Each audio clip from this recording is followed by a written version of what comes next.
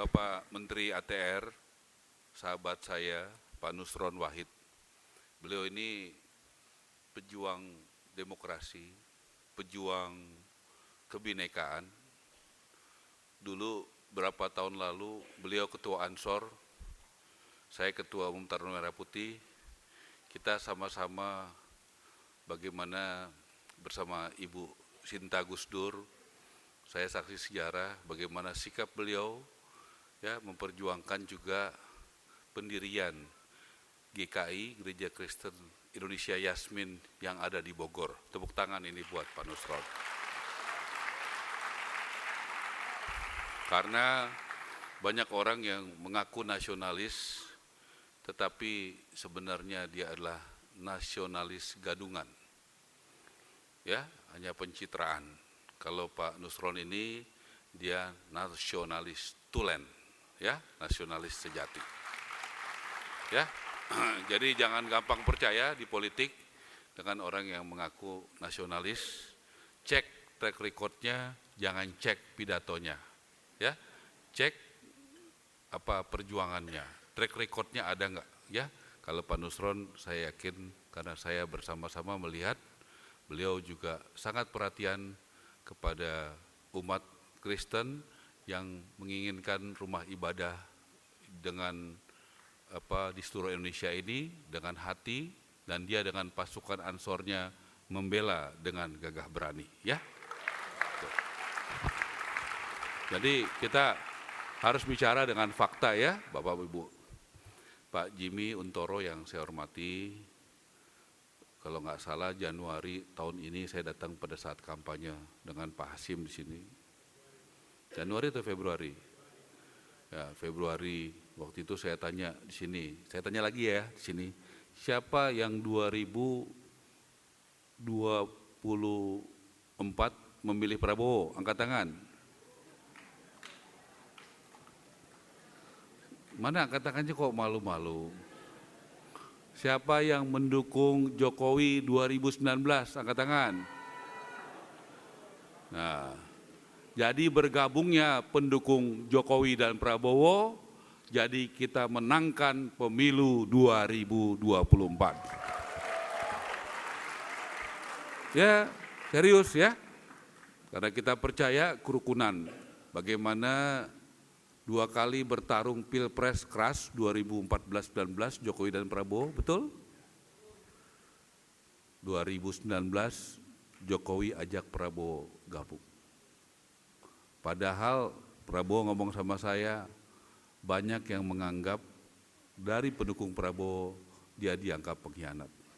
Kok mau gabung sama Jokowi yang lawannya bertarung 2 kali Pilpres? Pak Jokowi juga cerita sama saya, banyak pendukung dia yang menolak, ngapain ngajak Prabowo gabung dalam pemerintahan.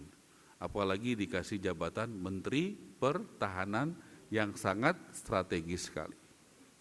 Di situ kita belajar soal kerukunan sama Jokowi dan Prabowo. Ya, banyak orang bicara rukun, tapi tidak bisa mengalahkan egonya dan tersandera sama pendukungnya yang tidak bisa berpikir beyond besar. Jadi Indonesia beruntung, bersyukur ada Jokowi Prabowo, contoh nyata soal persatuan dan contoh nyata soal kerukunan.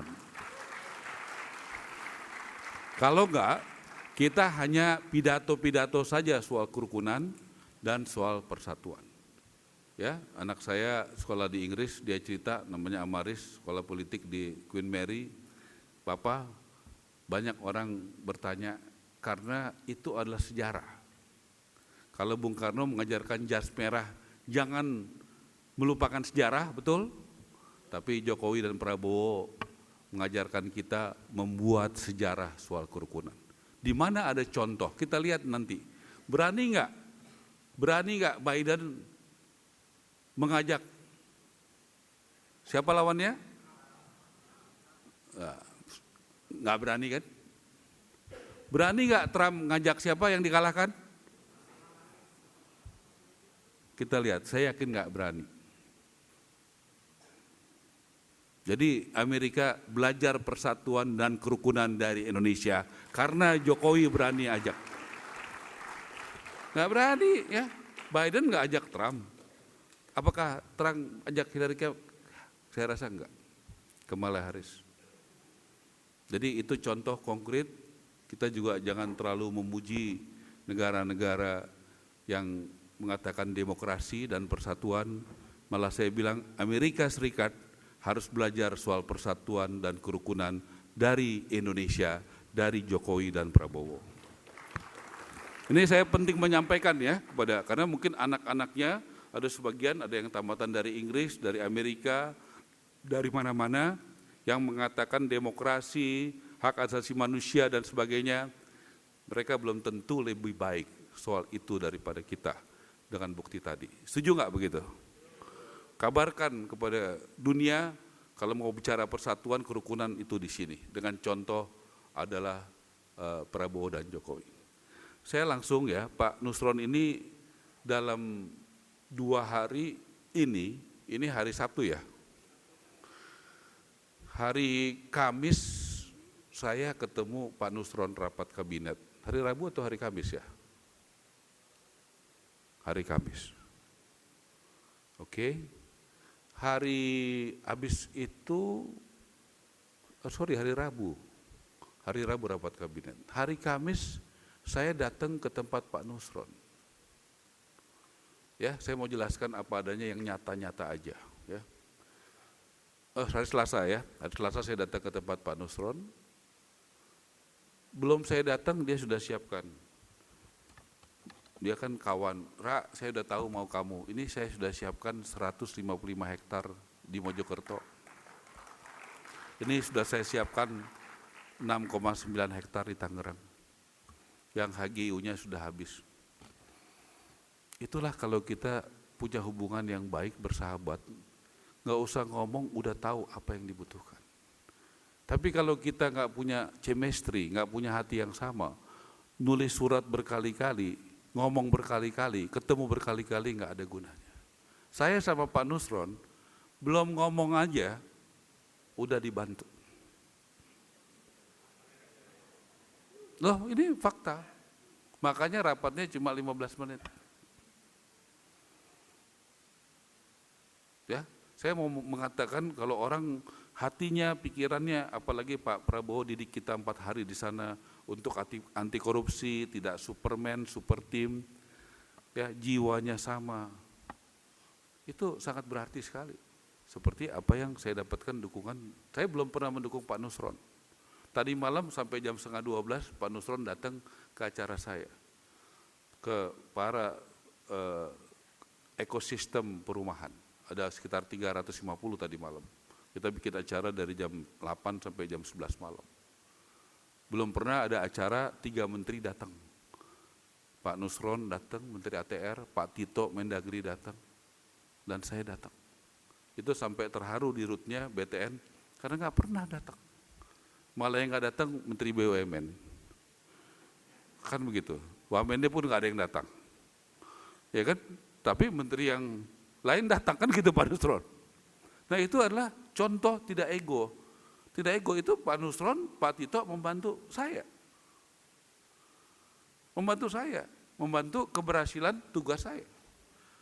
Untuk menyiapkan tugas berat ini. Coba kalau, itu bukan tugas saya, Pak Tito bukan tugas saya, Pak Nusron ngapain, itu bukan KPI saya.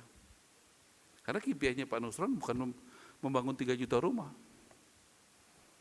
Nah di sini penting sekali saya katakan di awal, turunan daripada super team, tidak ego sektoral. Dan kami di bawah Pak Prabowo ini merasa betul Pak Prabowo sangat terbuka. Diskusi, debat, saya pernah ditegur Pak Nusron karena debatnya mungkin terlalu keras. Tapi sesudah rapat kabinet kemarin, saya rasa Pak Nusron nggak akan negur saya lagi. Karena presidennya mau begitu. Kan begitu Pak Nusron. Asal digunakan dengan benar, karena memang begitulah. Apalagi saya kebetulan dari Sumatera Utara, hati kita bersih, kita sampaikan yang benar itu benar, yang salah-salah bukan di belakang, tapi di depan. Tapi pemimpin presiden putuskan apapun kita loyal dan kita amankan. Saya pikir itu yang harus kita lakukan untuk menjadi tim yang hebat dan kuat. Saya juga itu mau terjadi di sini. Tadi sebelum saya masuk Pak Nusron, Pak Jimmy Untoro ini saya ngomong sekitar 10 menit. Pak Jimmy, saya menghormati Anda dengan menyampaikan pandangan dan saran saya. Terlalu banyak acara yang menampilkan tokoh-tokoh besar, tokoh-tokoh hebat.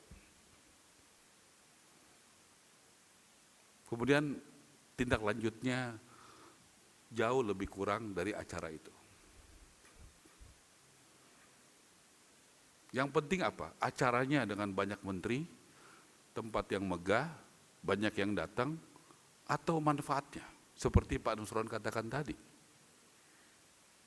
Kita sepakati manfaatnya ya. KPI-nya adalah manfaatnya, tindak lanjutnya. Saya doakan Pak Jimmy berbeda dengan kebanyakan orang yang banyak melakukan acara-acara seperti ini. Yang penting tindak lanjutnya. Ya, ada nggak orang miskin dengan networking, pemahaman, briefing yang kemudian meningkat menjadi kelas menengah? Ada nggak kelas menengah yang menjadi pengusaha yang sukses dalam proses organisasi Bapak ini? Saya pikir orientasi KPI kita, Key Performance Indicator kita, harus berubah seperti yang sampaikan Pak Prabowo, dari seremonial menjadi substansi. Seperti tadi malam, acaranya saya pikir sangat luar biasa. Karena para stakeholder bisa menanyakan langsung dengan Pak Nusron. Pak Nusron langsung bisa menjawab. Keluhan-keluhannya langsung bisa dijawab. Bagaimana selama ini lama begini-begini. Pak Nusron juga bilang, ya kamu lengkapin. Kalau sudah lengkap masih lama, kasih tahu Pak Nusron. Fair kan? Tapi jangan tidak lengkap, minta cepat. Itu juga tidak fair. Nah, ruang-ruang publik ini saya lihat menteri-menteri Pak Prabowo luar biasa. Nah, jadi mari kita mulai perubahan mindset orientasi kita. Jangan hanya proses penting, seremonial ya sedikit penting, tapi apa dampaknya menjadi sangat penting. Apa outputnya dari pertemuan-pertemuan seperti ini. Saya penting sekali karena saya dengar ini dari banyak kalangan yang kita anggap sangat potensial di negara ini. Apalagi saya boleh sampaikan ya, sekarang banyak fenomena seakan-akan. Dengan foto, video, seakan-akan dekat. Baru ketemu foto, video, segala macam kelihatan dekat. Seakan-akan dekat. Padahal nanti kalau ketemu lagi udah gak kenal lagi. Ya, dan cukup banyak itu di kementerian saya bilang, makanya pernah hati-hati soal foto Pak Nusron, karena foto pun bisa laku dijual. Ya gitu. Saya mulai saja langsung di awal ini, sekali lagi kita tepuk tangan buat Pak Nusron ya. Dan tugas Pak Nusron satu aja, tolong Pak Nusron lahirkan Nusron-Nusron baru di Ansor, di NU, di tempat jejak-jejak Pak Nusron. Karena saya lihat agak kurang itu sekarang ya. Jadi saya minta itu ya, jadikan Nusron-Nusron baru ya. Jangan nanti persoalan kita regenerasi. Terus terang aja, ya persoalan kita apa? Regenerasi. Nanti Pak Nusron tambah umur, tambah siapa, nanti umat Kristiani juga kalau mau ngomongnya sama siapa. Betul nggak Pak Jimmy? Ya, jadi kita juga dukung, kalau ada kadernya Pak Nusron, dukung, undang, kasih kesempatan.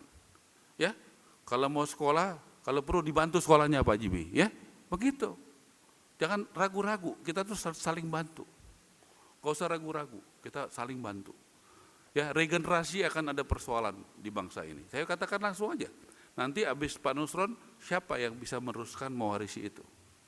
Gak mudah soal regenerasi. Value yang sama, grace road yang sama, cara berpikir yang sama, dan tanggung jawab moral etika yang sama. Itu persoalan bangsa kita, regenerasi. Saya mulai, ada mic nggak yang bisa dipegang aja deh mic-nya biar sederhana. Pak Nusron udah 2 kali dengerin ini yang ketiga kali ya, tapi nggak apa-apa saya buat cepet aja. Buat 8 menit, tolong diingetin ya, 8 menit dari sekarang. Saya dengan sadar mengatakan banyak yang bertanya kenapa cuma Pak Prabowo, tolong jangan nah ini belum nyambung, jangan diganti sebelum saya minta, yang paling depan. Ya, hanya Pak Prabowo. Saya sampaikan kepada Pak Prabowo, kepada Pak Gibran, kepada Pak Jokowi pun saya sampaikan Pak Nusron, kenapa saya maunya satu, supaya kita satu komando. Ya, nahkoda pemerintahan ini hanya satu, namanya siapa? Namanya siapa? Setuju nggak? Supaya jelas, tepuk tangan buat kalian semua. Jadi kita punya nahkoda yang jelas, satu nahkoda. Ya, yang lain-lain itu membantu. Siap? Tidak ada visi misi yang lain selain visi misi presiden. Supaya jelas. Ini saya sampaikan Pak Nusron langsung kepada Pak Prabowo, kepada Wapres dan kepada Pak Jokowi. Saya nggak pernah main samping, langsung to the point kepada orangnya. Oke, yang kedua, lanjut. Saya langsung saja supaya kita frekuensinya sama. Frekuensi itu pemahamannya sama. Karena orang banyak salah pengertian, berantem, tersinggung, gara-gara persepsinya nggak sama. Pemahamannya nggak sama. Kita senyum dipikir ngejek, ya enggak? Soalnya yang disenyumin lagi bokeh, ya kan? Berat kan? Jadi bahaya juga, hati-hati senyum ya. Kita pikir mau ngajak gotong royong, ya kan? Dia lagi barusan usahanya gagal, kan repot juga. Jadi mesti tahu juga nih kalau frekuensinya nggak sama, bahaya juga. Ajak senyum pun bisa bahaya gitu, ya. Jadi mesti tahu siapa yang kita ajak senyum. Anggaran saya 2024 ini masih Dirjen Perumahan hanya 14 triliun untuk membangun 145.000 rumah. Ini Dirjen kami. Ya, supaya jelas. Ini di pelaksanaan perumahan. Ini dari segi pembiayaan 207.000 dengan 31. Ini anggaran di kami. Dirjen Perumahan sekarang menjadi Menteri Perumahan dan Kawasan Pemukiman mulai 3 minggu yang lalu. Baru 3 minggu umur kami. Ini posisinya tahun 2004. Tahun 2025 silakan. Yuk. Dari 14 ke 5 itu naik apa turun? Naiknya banyak apa sedikit? Ya. Jadi 100 dari 14 ke 5 itu kurang lebih 60%. Dari tadi berapa? Jadi kemampuannya Pak Nusron 37. Ini saya sudah akan terima apa adanya. Karena ini sudah terjadi sebelum Pak Nusron dan saya jadi menteri. Dan sebelum Presiden Prabowo jadi presiden. Karena anggaran ini Pak Nusron tahu ditetapkan kan Oktober. Sebelum pelantikan presiden. September malah. Nah, notanya Agustus. Nah, jadi ini kita terima. Nah, persoalannya apakah kita mau pasrah? Enggak kan? Apakah kita mau menyerah? Kalau saya hanya menjadi menteri yang menjalankan sesuai anggaran, saya akan bangun segini aja. Artinya saya akan selesaikan dari pembiayaan segini dan bangun segini. Artinya paling banyak 270.000 rumah. Kalau saya hanya menjalankan perintah sesuai anggaran, ini yang saya akan kerjakan. Sementara Pak Prabowo janjinya 3 juta rumah 1 tahun. Nah, pemahaman ini penting saya sampaikan kepada Bapak Ibu sekalian. Dulu Dirjen Perumahan, sekarang Menteri Perumahan. Dulu 2024 anggarannya 14, sekarang 5 triliun. Nah, lanjut ya kepada ini namanya upaya. Upaya penyediaan 3 juta rumah. Kalau saya pasrah, saya tidak akan buat ini, Pak Jimmy. Saya akan buat yang 5 triliun tadi sesuai dengan apa yang ada. Karena itu udah sesuai undang-undang APBN kok, itu udah ketok palu. Kan menteri harus menjalankan undang-undang. Jadi jalanin aja itu. Tapi saya rasa sebagai anak Tuhan yang diberikan kesempatan oleh Tuhan dan Pak Prabowo, melalui Pak Prabowo, saya nggak boleh menyerah. Saya menolak untuk pasrah. Saya menolak untuk hanya menjalankan undang-undang saja. Saya mau lebih dari itu. Tentu dengan doa saudara-saudara dan dukungan teman-teman menteri yang saya pasang fotonya di sini. Di sini dari mana Pak? Ada 3 dasar ya, lahan, efisiensi, pajak, dan ini termasuk kemudahan. Saya bersyukur dapat dukungan dari Jaksa Agung. Di Banten saja berapa hari lalu sudah diserahkan 200 hektar kepada Rio Cilaban yang merupakan Dirjen Kekayaan Negara, temannya Pak Nusron dan saya. Dan akan menyusul lagi ratusan atau ribuan hektar dari Kejaksaan Agung. BLBI ini banyak sekali Pak Nusron, aset BLBI yang ada di KPK maupun di DJKN. Kementerian Pak Nusron belum ngomong sudah dapat 160 hektar. Dari potensial lagi yang lain, kalau tidak salah kemarin Pak Nusron ngomong 14.000 hektar. Betul ya Pak Nusron ya? Yang ideal. Yang ideal itu Pak Nusron paling paham soal tanah. Artinya yang ideal itu tidak ada masalah hukum, mudah-mudahan itu tidak di gunung atau jauh di hutan, tetapi bisa konektivitas sehingga siap dibangun. Kalau itu mungkin 2 minggu lagi saya datang dapat itu 14.000 hektar, kita punya bank tanah itu sudah 15.000 hektar sebelum 1 bulan masa jabatan kami sebagai menteri. Ya, dari mana itu? Dari Pak Nusron. Dari mana itu? Dari Jaksa Agung. Supaya saya bisa jelaskan dari mana saya mau mengupayakan lahan gratis dan murah. Kalau tanah-tanah koruptor dari hasil merugikan negara dan rakyat dibagikan secara gratis atau dijual murah kepada rakyat, kira-kira itu melanggar aturan dan undang-undang nggak? Setuju nggak? Ada nggak moral dan etika yang dilanggar? Nah, tolong doakan saya supaya nanti Dirjen Kekayaan Negara Ibu Sri Mulyani setuju dengan apa yang kita upayakan.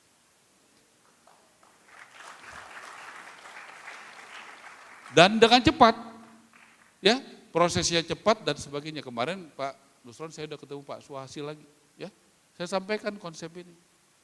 Karena jangan nanti birokrat menjadi ya lama. Nah itu ya. CSR, tanggal 1 November sebagai menteri, sebelumnya saya sebagai pengusaha.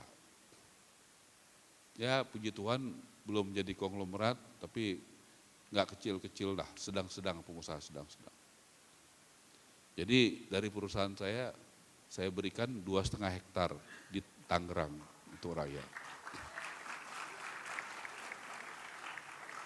Yang bangun Agung Sedayu Pak Aguan. Yang ngisi furniturnya dari Agung Sedayu. Supaya CSR ini juga sudah mulai bergerak. Yang kedua sudah siap dari Salim, Pak Antoni Salim. Ketiga dari Sinarmas, Pak Franky Wijaya. Yang keempat dari Pak Prayogo Pangestu. Yang kelima dari Pak Boy Thohir. 3 hari lalu saya komitmen dari Berau 500 rumah buat rakyat. Ada 6 perusahaan besar yang percaya dengan program CSR dari pengusaha besar untuk rakyat kecil. Jadi Pak Nusron, program ini bukan lagi omon-omon, sudah mulai jalan. Mungkin waktu saya mulai menyampaikan visi saya 3 minggu lalu, Saya tahu banyak yang nggak percaya dan itu biasa. Karena waktu itu mana ada sih orang mau begitu zaman sekarang. Bagaimana begini.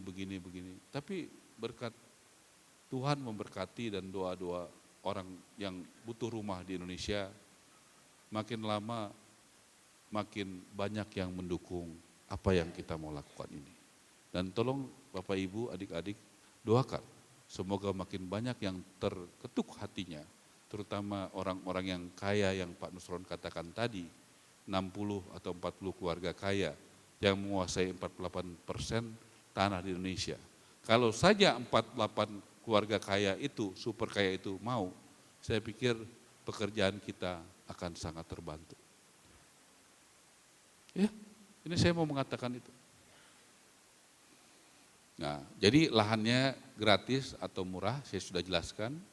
Kemudian pembiayaan alternatif. Kalau tanahnya sudah dikasih kepada rakyat, Pak Jokowi 10 tahun bagi tanah sertifikasi melalui kementerian tempatnya Pak Nusron.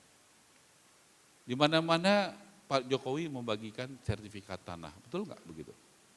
Saya bilang Pak Prabowo, di setiap era menurut saya harus ada peningkatan.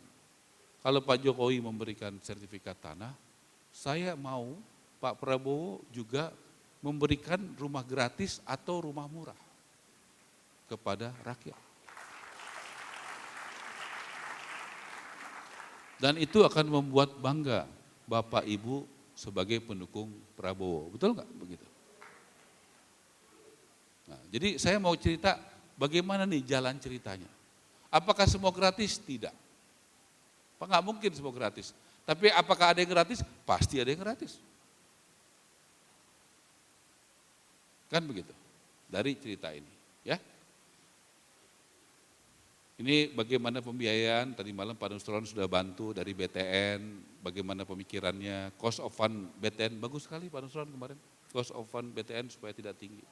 Itu saya pikir juga langkah yang berkualitas, ya, supaya itu bisa jalan dan lebih murah, CSR dari korporasi.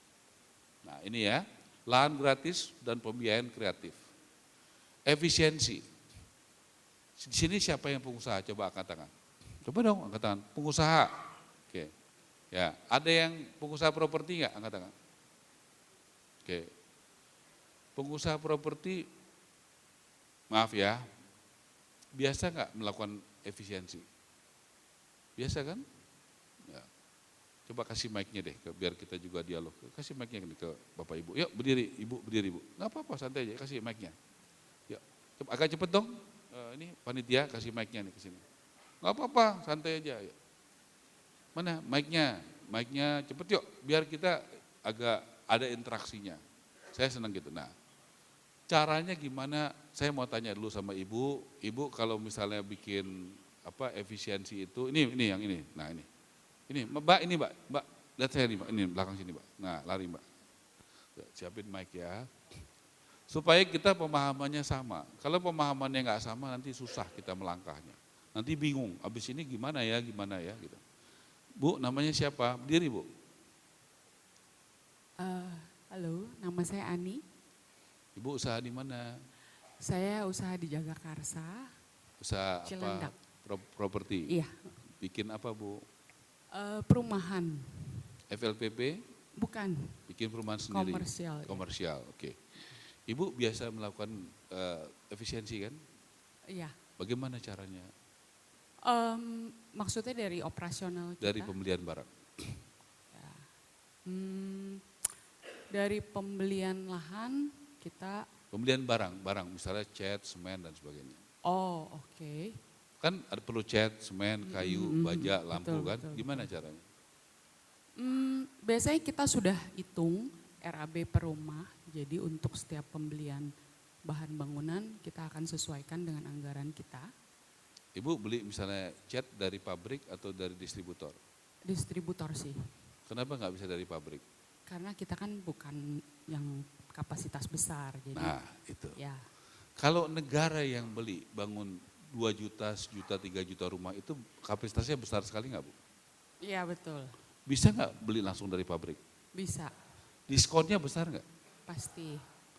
Kalau diskonnya besar, harga jual rumahnya turun nggak? Turun. Berarti rakyat belinya turun atau naik? Jadi jelas ya caranya begitu.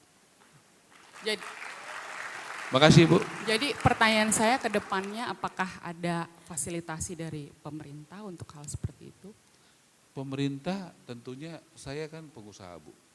Masa saya sebagai pengusaha sedih, Garuda kalah sama Lion. Kalah atau menang? PTP sama kebun sawitnya Sinarmas sama Salim kalah atau menang? Produktivitasnya menang atau kalah? Hotel-hotel yang dikelola BUMN sama swasta menang siapa?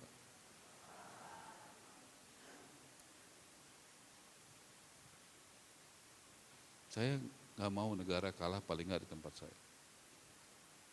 Salah nggak?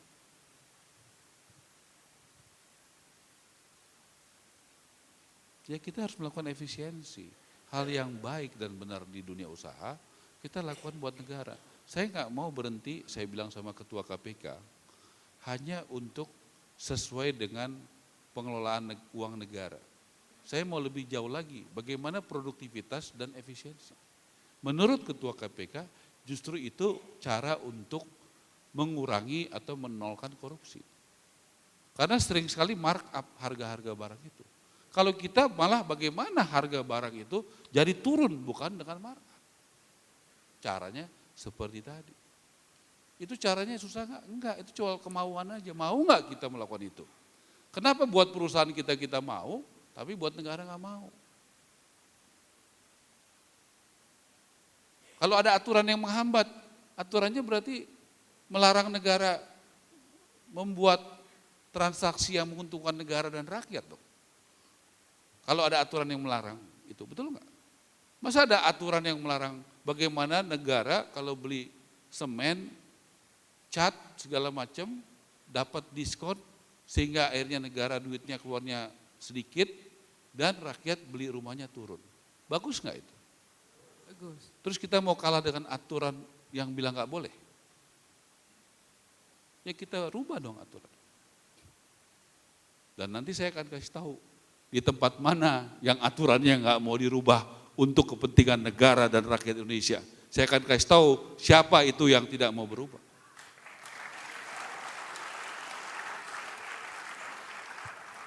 Makanya saya mau keterbukaan publik. Rapat Komisi 5 minta saya terbuka, Satuan 3 saya setuju. Karena menurut saya korupsi itu karena informasi hanya dikuasai segelintir orang. Tapi kalau informasi tidak eksklusif, semua rakyat bisa kontrol. Seperti di Denmark. Bagaimana korupsi sangat rendah. Kenapa? Dari perencanaan dan anggaran, bukan sosialisasi ya. Perencanaan, rakyat sudah kontrol. LSM, anti korupsi, semua sudah kontrol. Saya justru terbantu kalau banyak yang mengontrol. Kenapa? Jadi mudah-mudahan tidak ada korupsi di tempat saya. Mudah-mudahan jadi efisiensi. Saya buka dong, kata staf saya harganya segini. Mudah-mudahan nanti ada yang punya pengalaman. Jangan Pak, di sini lebih murah. Jangan Pak, begini bunyi di mana-mana. Betul nggak begitu? Itulah kontrol publik yang akan membuat suatu perubahan di Indonesia.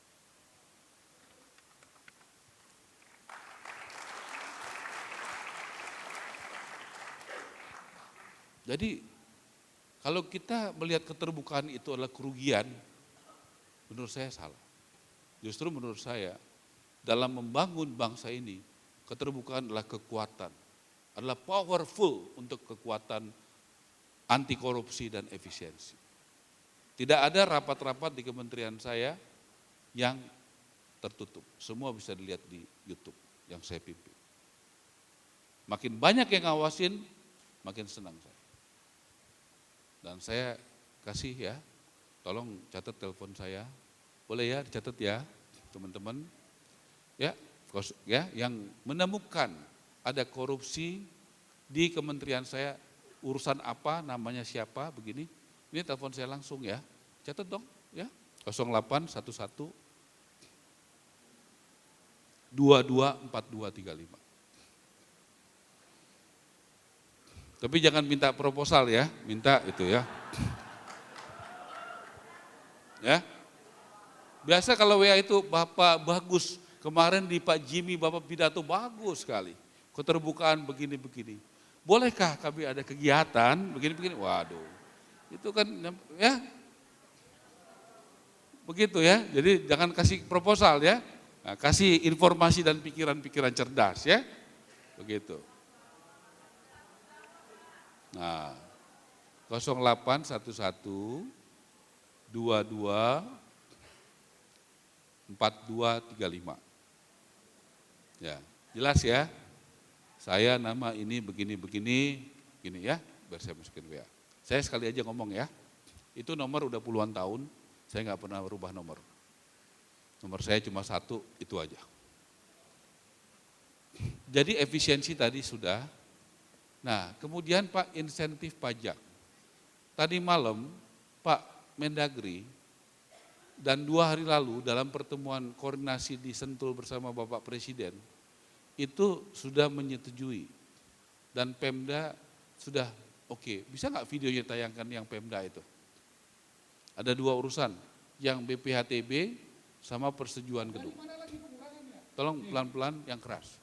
Bapak-bapak coba yang Bupati, Wali Kota angkat tangan. Mau nggak bantu rakyat kecil? Janji. BPHTB buat rakyat kecil dinolkan. Siap.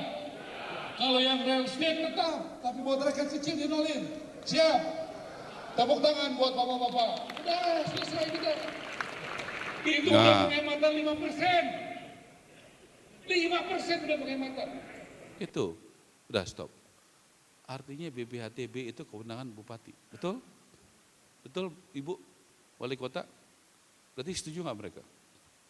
Nanti lihat di Instagram saya, kalau sampai mereka masih ke depan ngajukan, you udah janji loh. Makanya ada videonya. Tapi saya lakukan itu untuk perusahaan saya, diri saya, atau untuk kepentingan rakyat. Karena itu tidak berlaku buat developer besar, itu berlaku untuk rumah rakyat kecil. Supaya negara jangan hanya ngomong hadir berpihak kepada rakyat, tapi tindakannya nol. Saya berani katakan,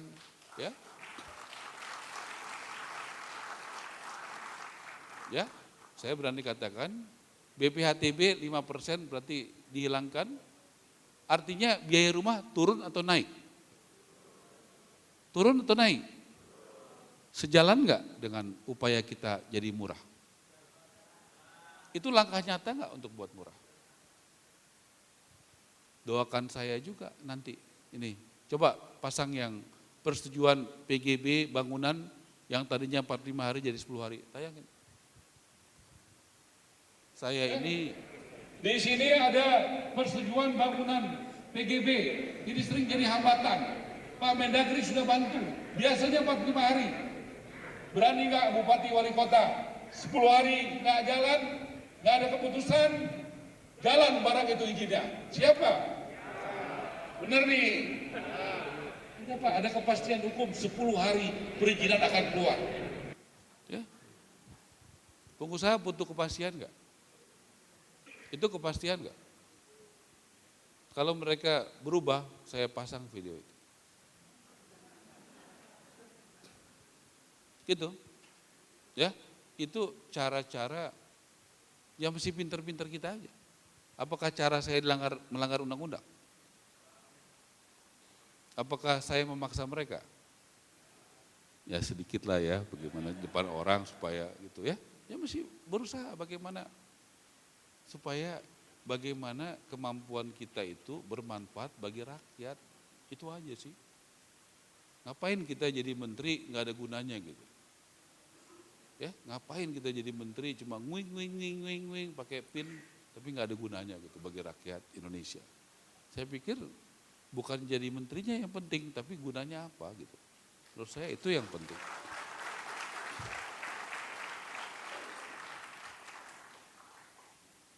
Nah, doain saya, mudah-mudahan kayaknya kemarin Wamen Menteri Keuangan dan jajarannya, mudah-mudahan saya nggak salah lihat, sepemahaman dengan pikiran saya.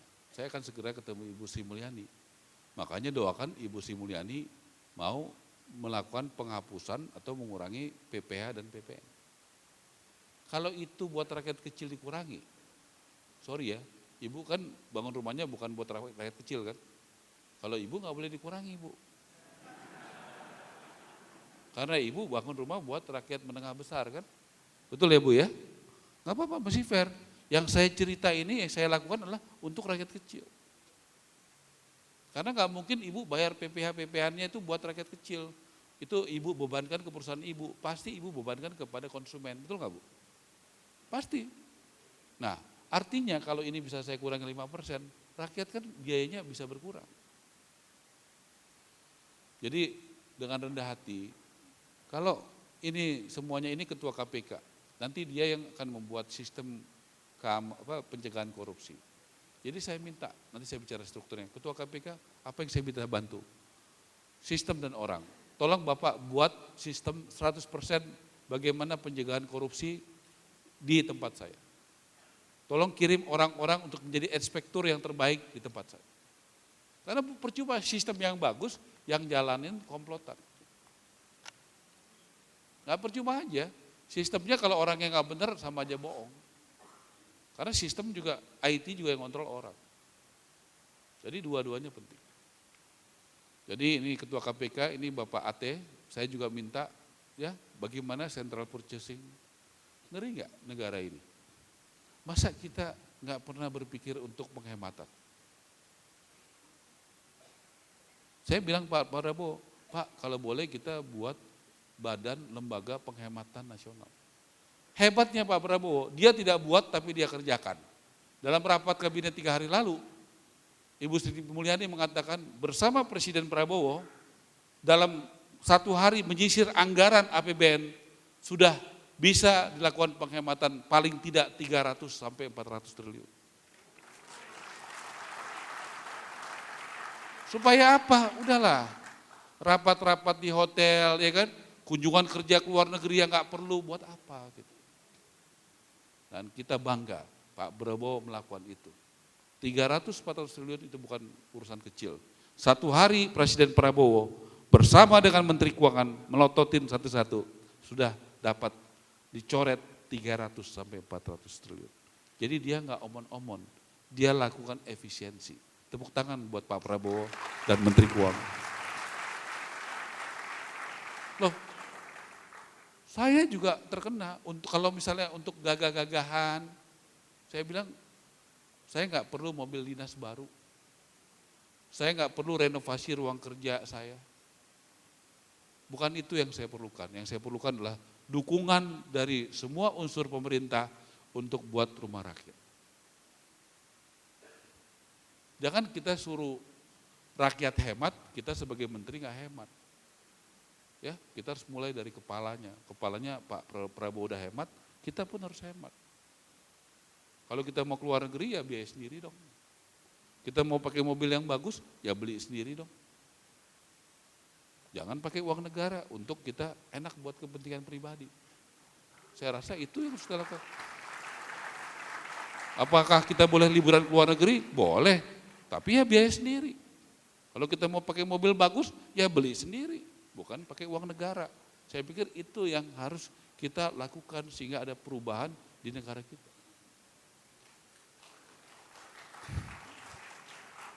Jadi doakan ya, doakan kami. Karena saya percaya kuasa doa. Saya percaya kuasa doa. Saya hanya manusia yang lemah. Tapi banyak orang yang berdoa kalau memang setuju agenda ini. Upaya, karena upaya. Upaya itu tekad, upaya. Saya harus imani tugas ini karena ini adalah janji presiden. Saya harus imani dengan sungguh-sungguh. Ya, dan saya lakukan bagaimana lahan gratis, bagaimana efisiensi, bagaimana ada pengurangan pajak, bagaimana kemudahan perizinan. Kalau tanahnya itu bisa gratis, itu kurang lebih, Ibu saya mau tanya, tanah itu komponen biaya, tanah paling enggak 30%, setuju Bu? Coba Ibu jawab, setuju? Setuju? Saya sudah dapat Bu, ribuan hektar dari Kejaksaan dan dari Pak Nusron. 30% tinggal di Dirjen Kekayaan ini namanya Rio Silaban dan Menteri Keuangan setuju. Artinya tanah itu bisa dikasih gratis buat rakyat.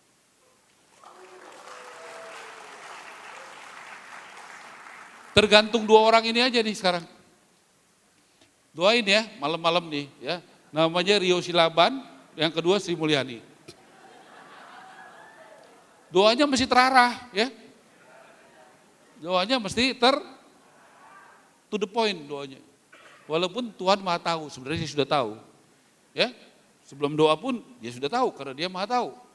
Tapi doa mesti terarah. Ya, bukan ke arah ya, terarah. Ya udah, Bapak, saya kasih kesempatan, ada yang nggak setuju dengan konsep saya, mungkin ada masukan atau ada ide yang lebih benar, lebih baik, lebih pro rakyat. Setiap kebijakan bagi saya yang penting 4.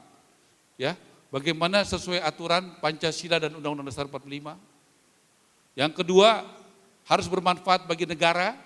Yang ketiga, bermanfaat bagi rakyat. Yang keempat, bermanfaat bagi dunia usaha. Karena dunia usaha juga perlu bergerak. Dalam pikiran saya hanya itu, tidak ada yang lain. Silakan, saya kasih kesempatan Pak Jimmy ya. Ada yang mau men-challenge, ada yang tidak setuju. Karena bagian dari keterbukaan publik, kita juga harus terbuka dengan pikiran kita. Ini masih namanya upaya, ya, usulan saya. Ini belum menjadi blueprint. Saya harapkan, saya udah ketemu banyak menteri, ketemu DPR 2 kali, ketemu KPK, ketemu Jaksa Agung, BPKP, dan banyak pihak, terutama juga di tempat ini. Ya, silakan teman-teman, adik-adik, senior, kalau ada masukan, saya dengan senang hati terima.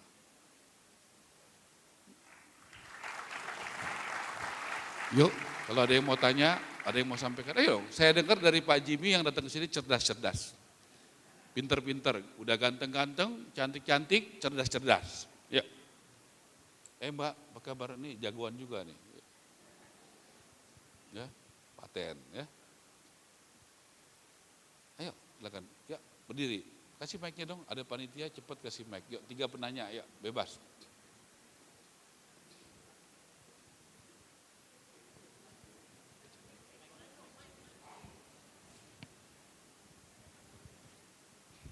Ini ada 2 anak muda hebat, Mbak Inayah, ya, terima kasih, Mbak. Juga ada Billy, ya. Dua-duanya jagoan. Thank you ya, udah mau dengerin. Walaupun kalian terpaksa lah jam kalian saya ambilkan begitu ya, bukan karena kalian mau dengerin saya. Ya, ya Pak Ara yang terhormat, mungkin satu pertanyaan, kami juga ada satu perumahan di Tanjung Pinang FLPP, di mana kami sekarang ada terkendala di masalah kuota. Jadi sejak September. Ya udahlah, saya tahu. Kamu tadi malam ke BTN nggak datang ya? Enggak. Ya, kamu nggak diundang. Tapi tahu teman-teman kamu datang? Enggak, ya. Kita nggak tahu. Ya. Nah, kalau FLPP-nya mau ditambah kuotanya itu siapa yang bisa nambah? Coba saya mau tanya balik kamu. Kenapa nggak bisa ditambah? Itu deh. Kendala itu atau begini, mudahnya. Kenapa kendala itu terjadi? Terus terang saya tidak tahu, Pak. Ya.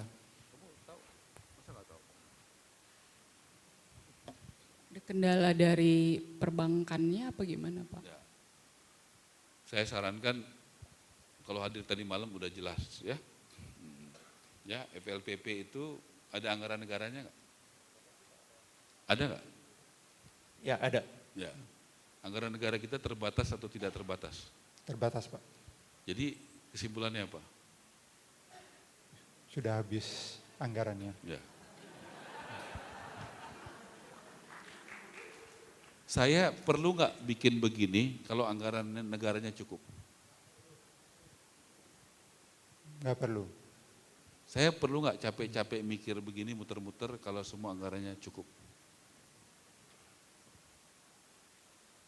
Kalau 3 juta rumah dikasih harganya berapa, harga tanah sekian, harga bangun sekian, semua disiapin negara, perlu nggak saya begini?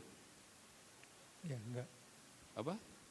Perlu nggak saya buat skim cari tanah gratis dari koruptor, bikin begini, bikin efisiensi, bikin begini. Kalau semuanya sudah disiapin negara. Ya nggak perlu Pak. Udah terjawab Mas? Ya. Kamu pengen punya menteri yang pasrah aja hanya menjalankan undang-undang atau yang mesti memikirkan solusi? Memikirkan solusi. Kalau cuma menjalankan undang-undang, ini undang-undangnya yang tadi saya bilang anggarannya cuma 5 triliun. Yang dibangun cuma segitu. Kalau saya cuma jadi menteri yang hanya menjalankan undang-undang, gampang nggak tugas saya? Anggarannya sudah ada, nggak salah juga, hanya menjalankan undang-undang. Nggak salah juga. Ya, saya rasa nggak salah ya, hanya menjalankan undang-undang aja. Bahkan saya mungkin harus merubah undang-undang atau membuat undang-undang perumahan untuk mencapai ini. Jadi itu pilihan bagi kita semua. Kita hanya mau menjalankan yang sudah ada, kita pasrah menerima yang sudah ada, atau kita mau berusaha lebih baik, tapi untuk kepentingan rakyat dan bangsa Indonesia. Itu pilihannya ada sama kita. Sama perusahaan ibu bapak. Kan kalau mau biasa-biasa juga bisa kan? Nggak usah kerja keras, nggak usah terobosan, nggak usah networking, nggak usah efisiensi. Bisa nggak begitu? Tapi kan pilihan kalian berdua pasti nggak begitu kan? Nah, pilihan saya juga sama. Tapi konteksnya kalian untuk perusahaan kalian, saya konteksnya buat rakyat yang belum punya rumah di Indonesia. Bedanya itu. Ya, silakan kalau ada yang mau tanya.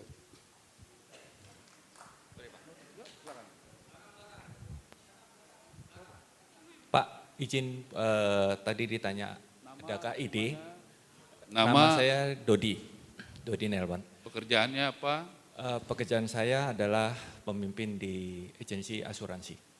Oke, mungkin saya mau memberikan ide, karena ini saya praktek sendiri, bagaimana saya mau berikan rumah untuk karyawan saya. Ya, tapi saya rasa juga di sini mungkin banyak pengusaha atau pemimpin yang mau memberikan fasilitas rumah untuk karyawan, tapi kita nggak ada nih ke rumah murah dan apalagi lahan gratis. Gitu. Padahal tujuan kita ini betul-betul kita mau sejahterakan karyawan. Kan daripada kita memberi kepada orang-orang yang tidak kita kenal, coba kita sejahterakan karyawan kita dulu. Dengan apa? Memberikan rumah murah. Nah, bisa nggak difasilitasi untuk kita, kalau saya rasa swasta dilibatkan atau institusi dilibatkan, ada berapa banyak direktur atau pengusaha di Indonesia ini. Kalau diberikan fasilitas seperti itu, saya rasa akan bisa membantu untuk 3 juta rumah. Terima kasih. Pasti Pak. Jadi yang saya lakukan itu, apa yang dilakukan developer, seperti yang Ibu lakukan itu total 3 juta. Saya nggak bisa sendiri. Makanya saya bantu FLPP supaya bisa kuotanya meningkat. Ya, saya kasih pengusaha-pengusaha menengah besar bagaimana caranya supaya bisa lancar bisnisnya. Jadi 3 juta itu dari semuanya, Pak.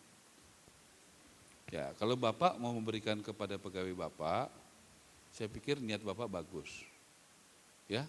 Dan nanti saya lagi pikirkan scheme, ya, bagaimana nanti perusahaan-perusahaan itu, ya, kita kan, makanya saya bilang saya mesti punya modal dulu nih, tanah-tanah ini Pak. Tanah itu kalau dikasih atau dikasih murah atau dikasih gratis ke rakyat, itu bisa jadi agunan nggak Pak? Bisa nggak Pak? Bisa. Kemudian karyawan Bapak punya gaji nggak?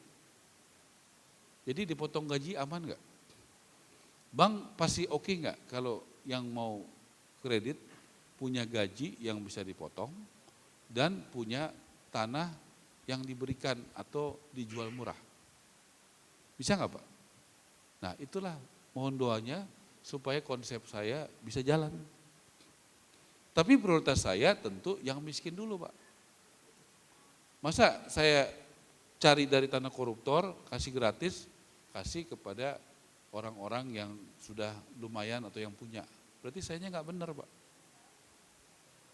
Saya harus kasih orang-orang seperti kemarin saya datang ke sebuah gang kecil di daerah Johar, Ibu itu kurang lebih 60 tahun umurnya, kerjanya jual, ambil botol, dia membayi anaknya, cucunya ada 12 orang.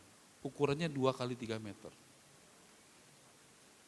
Ya puji Tuhan, langsung sorenya saya pindahin ke tempat yang lebih layak, dan beberapa hari ini rumahnya kita akan renovasi, Pak.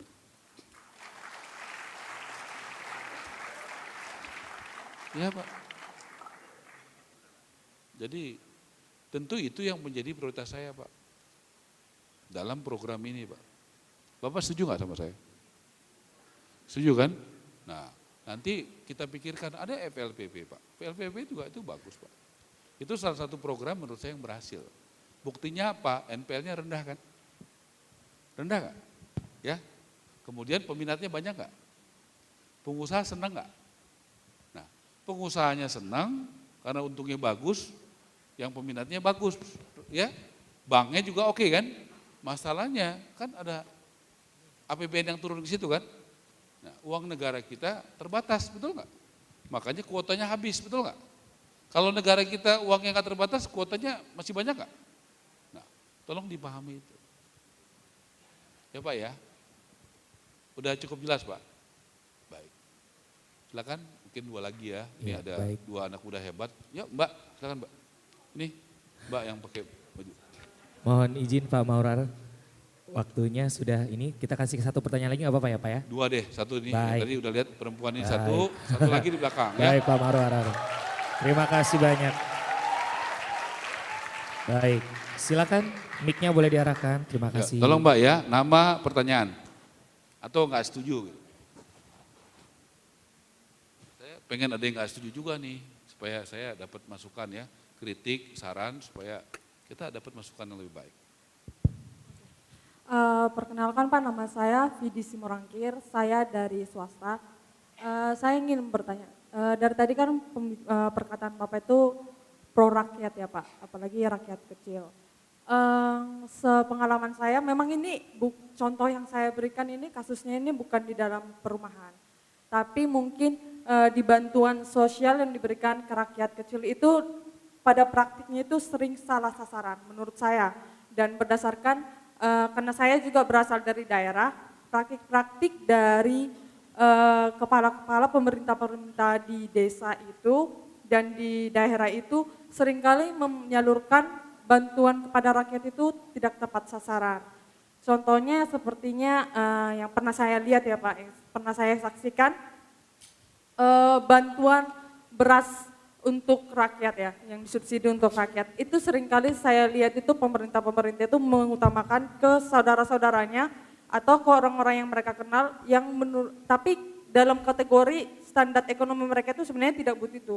Dan justru rakyat yang membutuhkan bantuan dari pemerintah itu tidak mendapatkan. Ya, terima kasih. Bagaimana cara Bapak untuk bisa memastikan bahwa bantuan yang Bapak canangkan itu bisa sampai benar-benar tepat sasaran? Cara saya sebagai menteri menyampaikan kepada Presiden supaya diputuskan satu lembaga yang melakukan survei dan sensus supaya jawaban adik itu bisa terjawab. Dan itu sudah saya lakukan dan sudah diputuskan oleh Presiden, lembaganya namanya BPS di bawah Bappenas. Bisa saja kalau nanti semua kementerian perumahan, sosial, kesehatan, pendidikan bikin survei sendiri, mahal nggak biayanya? Nah, sudah jelas ya Dek? Saya juga senang kalau ada datanya, jadi terarah. Masalahnya di kementerian, jadi begini ya, struktur negara kita itu dari atas, dari presiden, wapres, menteri, gubernur, bupati, wali kota, ya, camat, lurah, kepala desa, RW, itu semua ada kewenangannya nggak? Udah terbagi dari atas ke bawah. Kementerian tadi Pak Nusron, saya menteri, itu kewenangannya sudah terbagi Pak. Makanya kita nggak bisa bekerja sendiri. Saya bukan sok birokratis, enggak. Saya juga maunya cepat, saya juga maunya benar, supaya tugas saya jadi jelas.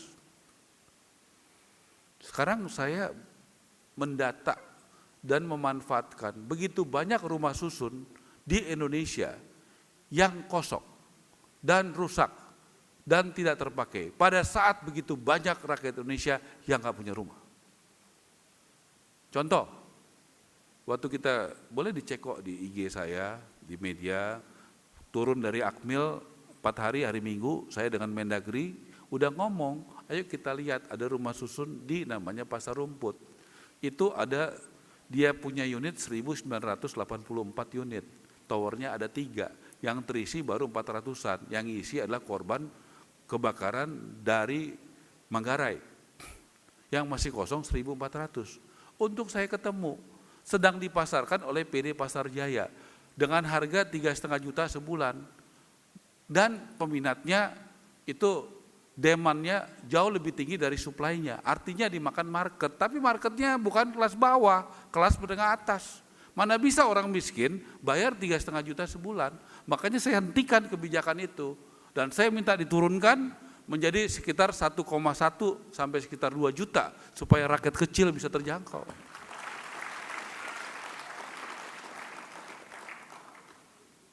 Begitu, banyak rumah susun yang kosong, ya, karena menggunakan uang negaranya itu tidak dengan perencanaan dan hati dan profesional. Bahkan di KPK saya sampaikan usulan, kalau yang membuat sesuatu yang tidak bermanfaat harus ada pertanggungjawabannya.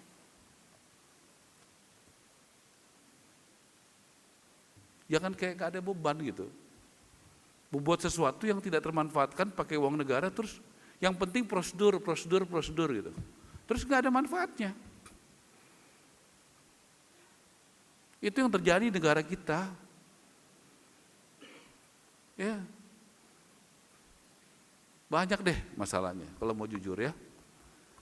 Di Batang itu desainnya begini, kebutuhannya begitu. Akhirnya mesti direnovasi. Dari 10 rusun yang baru kepake 2, mesti direnovasi lagi. Kalau perencanaannya bagus, perlu nggak sih direnovasi? Baru berapa tahun? Terus kita mau menyerah? Enggak kan? Apa itu yang terjadi? Itu yang terjadi. Gitu ya Mbak ya. Kalau semuanya mesti nanti kami yang ngerjain, nanti kami dimusuhin sama departemen lain, karena ngerjain semua sendiri. Ya? Oke, itu ya.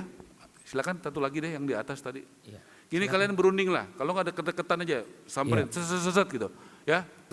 Jadi yang penting satu kali pertanyaan. Satu lagi silakan. Ya. Mike, mau pakai? Ini kalian nggak ngantuk ya, ini jam tidur kan jam segini, jam 5. Bapak silakan berdiri Pak. Iya, ini Bapak nih. Itu dulu. Sini dulu, ini dulu. Yang ini dulu nanti. Ya kalian silakan. akur, Prabowo sama Jokowi aja bisa akur, kalian jangan sampai nggak berat. Ayo, Baik, Pak. terima kasih. Horas, Pak Menteri. Ini kalau suara keras gini biasanya permintaannya banyak nih. Selamat sore Bapak Ibu sekalian. Baik, nama saya Yeri Nawipa dari Timika, Papua. Saya adalah salah satu pengusaha, kontraktor juga di developer. Kemudian juga sebagai salah satu aktivis gerakan rakyat anti korupsi. Saya sedikit menanyakan kira-kira bagaimana Pak Menteri menghadapi situasi yang dari dulu sampai sekarang terjadi bahwa negara Indonesia ini adalah negara terkorupsi. Bagaimana PUPR dulunya ya, sekarang Kementerian Perumahan dan Kawasan Pemukiman. Dalam hal ini yang saya ingin menjadi sebuah sebuah hal yang sangat sulit ketika kita melihat permasalahan pengadaan barang dan jasa di tanah Papua, saya pikir juga mungkin di beberapa negara bagian, juga termasuk Indonesia, itu membuat sehingga pajak rakyat itu semakin besar, dan jangankan itu, orang meninggal mau dimakamkan saja perlu bayar pajak. Bagaimana bagaimana Kementerian Perumahan dan Kawasan Pemukiman kerjasamanya dengan KPK seperti yang tadi Bapak Menteri sudah sampaikan untuk meminimalisir korupsi yang terjadi di Indonesia, terutama di Papua, di mana istilahnya kalau ketika pengusaha biasa orang katanya itu uang kecil beli uang besar. Itu pertanyaan. Dan yang kedua adalah harapan dari kami harus negara membentuk sebuah badan yang bisa menjadi monitor pengadaan barang dan jasa, terutama di pokja-pokja yang ada di daerah. Demikian, terima kasih. Baik, kau pegang mic aja lu. Langsung saya jawab ya. Kamu dari Timika kan? Siap. Kamu lahir di situ apa tidak? Sorry. Kamu lahir di situ? Saya lahir di Jayapura dan kerja di Timika. Oke, kerja apa? Saya di area LSM. Ya, LSM, Pak. Kau belum ngomong aja aku udah tahu kerja kau apa, ya? Siap. Ya, LSM kan? LSM saya juga sebagai kontraktor, Pak. Ya, udah LSM koordinator lagi, ya? Kontraktor. Nah, ngeri itu, satu LSM, satu kontraktor, bayangin aja, ya? Nah, jadi saya mau tanya, siapa namamu, Dek? Saya Yeri Nawipa. Jadi kontraktor dan LSM, ya? Siap. Begitu. Nah, jadi saya mau tanya, berapa anggaran Timika? 7,3 triliun, kalau tidak salah di APBD tahun ini. 7,3 triliun. Jauh lebih besar dari anggaran kementerian saya. Benar, makanya itu dia, bagaimana untuk mengantisipasi hal-hal yang seperti tadi saya sampaikan. Satu, pilih pemimpin yang bersih dan punya hati. Siap.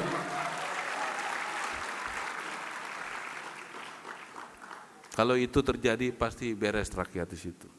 Kedua, semua rapat-rapat terbuka, bahas anggaran terbuka, keterbukaan publik. Udah itu aja deh, sama 3 berdoa, ya. 1 belum dijawab, Pak, sorry. Ya, kalau kau punya pemimpin yang baik, yang punya hati, ya, pasti banyak perubahan. Baik, izin Ya, Pak Menteri. Satu orang itu bisa merubah banyak hal, ya. Satu orang, Jokowi bisa merubah banyak hal nggak? Bisa nggak merubah banyak hal? Bisa. Ya sudah, pilih kira-kira yang kayak Jokowi untuk jadi Bupati Timika ke depan. Baik, terima kasih. Singkat aja Pak. Oke. Nama saya Ronald dari Papua. Saya tadi tidak melihat negara kita ini negara kepulauan, tapi tidak ada program untuk perumahan di pesisir dan di danau. Kebetulan di Sentani ada Danau Sentani. Rumah tidak layak huni itu ada di mana-mana, di kepulauan dan pinggiran Danau Sentani. Itu yang pertama. Yang kedua, kami punya layanan klinik bersalin non-profit gratis, tapi kami bayar pajaknya itu mahal sekali. Terima kasih. Kau ngadu sama Menteri Kesehatan supaya dia urus kayak saya begini, supaya pajak-pajak itu turun. Siap. Di bidang perumahan, di bidang kesehatan, ya. Siap. Kalau aku jadi Menteri Kesehatan, aku lakukan begitu, ya. Siap. Tadi kan kau lihat apa yang aku lakukan untuk Menteri Keuangan kan, dalam konteks perumahan. Tadi udah lihat apa yang saya lakukan. Ulangi lagi deh, tolong yang itu gambar tadi yang tadi. Sudah lihat Pak? Ya sudah. Apalagi semua punya kewenangan. Itu yang saya lakukan. Bagaimana wali kota bupati, tolong pajak-pajak buat rumah rakyat yang miskin jangan dipajakin lagi. Itu bidang saya. Saya kerjakan itu. Masa rakyat sudah miskin rumah pertama masih dipajakin? Dan itu pertama kali sesudah puluhan tahun. Kalau ini terjadi, Bung Karno mengajarkan jas merah jangan melupakan sejarah. Artinya pertama kali dalam sejarah ada biaya untuk rumah rakyat miskin, rumah rakyat kecil itu dihilangkan. Itu sejarah yang kita lakukan sekarang. Itu saya sampaikan apa adanya. Tapi sejarah yang jelek atau yang bagus? Itu. Jadi kita harus melakukan perubahan. Jangan dong rakyat kecil mau beli rumah pertama, ya, kemudian masih dipajakin. Apakah itu kewenangan saya? Kalau kewenangan saya, detik ini saya tanda tangan. Tapi bukan kewenangan saya. Begitu ya. Jadi luar biasa. Bapak, Ibu sekalian, Pak Jimmy, mohon maaf sekali. Saya doakan Pak Jimmy Pak Jimmy sudah jadi kepala menurut ukuran firman Tuhan. Buatlah Jimmy baru. Ya, umat Tuhan menjadi pendeta yang benar, bukan yang pura-pura benar. Karena nggak semua pendeta juga benar juga. Ya, buatlah pengusaha-pengusaha anak Tuhan yang benar, birokrat yang benar, politisi yang benar. Ya, jadi doakan saya juga tidak korupsi, doakan saya tidak mementingkan kepentingan saya di atas kepentingan rakyat Indonesia. Terima kasih. Baik, terima kasih banyak. Dan dari sini kita bisa mengambil kesimpulan bahwa pemimpin yang baik adalah pemimpin yang takut akan Tuhan. Bapak Marwarar Sirait, Menteri Perumahan dan Kawasan Pemukiman Republik Indonesia. Ya, terima kasih Bapak. Dan kami mengundang kepada Bapak Jimmy Untoro selaku pembina dari Relawan Pemimpin Indonesia untuk memberikan gift of appreciation. Iya, dan didampingi oleh Bapak Jan Fitra Ate untuk bisa, iya, baik. Iya. Baik.